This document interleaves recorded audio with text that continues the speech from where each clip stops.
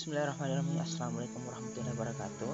Selamat pagi anak-anak sekalian. Kali ini kita lanjut pada materi pembelajaran bab 1 atau KD31, menguraikan dinamika perwujudan Pancasila sebagai dasar negara dan pandangan hidup bangsa. Submateri yang kedua, dinamika nilai-nilai Pancasila sesuai perkembangan zaman.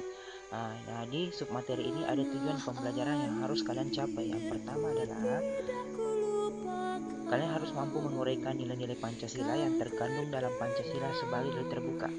Kemudian yang kedua, kalian harus bisa menguraikan dimensi Pancasila sebagai nilai terbuka. Nah, sekarang kita bahas tujuan pembelajaran pertama dulu ya, tentang nilai-nilai yang terkandung dalam Pancasila sebagai nilai terbuka.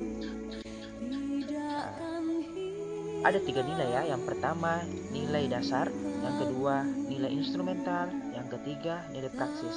Apa yang dimaksud nilai dasar, instrumental, dan praksis? Nah, mari kita bahas satu persatu. Nilai dasar. Nilai dasar artinya hakikat kelima sila Pancasila. Nilai dasar ini bersifat tetap dan melekat pada kelangsungan hidup negara. Artinya hakikat kelima sila Pancasila adalah mulai dari sila 1 sampai kelima ya. Nah, berikut sila Pancasila mulai dari sila pertama sampai kelima yang merupakan nilai dasar. Kemudian yang kedua, nilai instrumental. Apa itu nilai instrumental? Merupakan penjabaran dari nilai-nilai dasar Pancasila berupa peraturan perundang-undangan dan lembaga pelaksananya.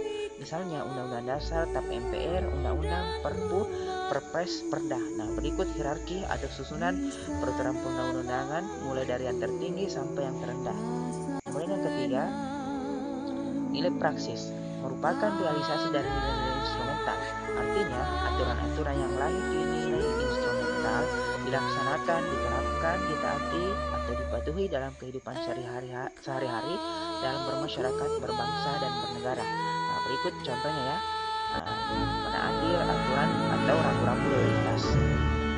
Inilah pelaksanaan dari nilai-nilai instrumental yang masuk sebagai nilai praksis. Oke, lanjut tujuan pembelajaran yang kedua, yaitu dimensi Pancasila.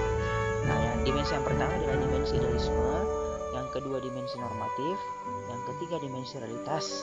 Nah, apa itu dimensi idealisme sampai realitas? Mari kita bahas satu persatu ya. Dimensi idealisme adalah menekankan bahwa nilai-nilai dasar yang terkandung dalam Pancasila yang bersifat sistematis, rasional, dan menyeluruh itu pada hakikatnya bersumber pada filsafat Pancasila. Kemudian apa itu dimensi normatif? Mengandung pengertian bahwa nilai-nilai yang terkandung dalam Pancasila perlu dijabarkan dalam suatu sistem norma atau aturan yang lebih operasional, seperti undang-undang, TAP MPR, Perpu, kemudian dimensi realitas. Apa itu dimensi realitas? Bahwa suatu ideologi harus mampu mencerminkan realitas kehidupan yang berkembang dalam masyarakat. Pancasila memiliki keluasan yang memungkinkan adanya pengembangan pemikiran-pemikiran yang baru yang relevan menghilangkan. Assalamualaikum warahmatullahi wabarakatuh.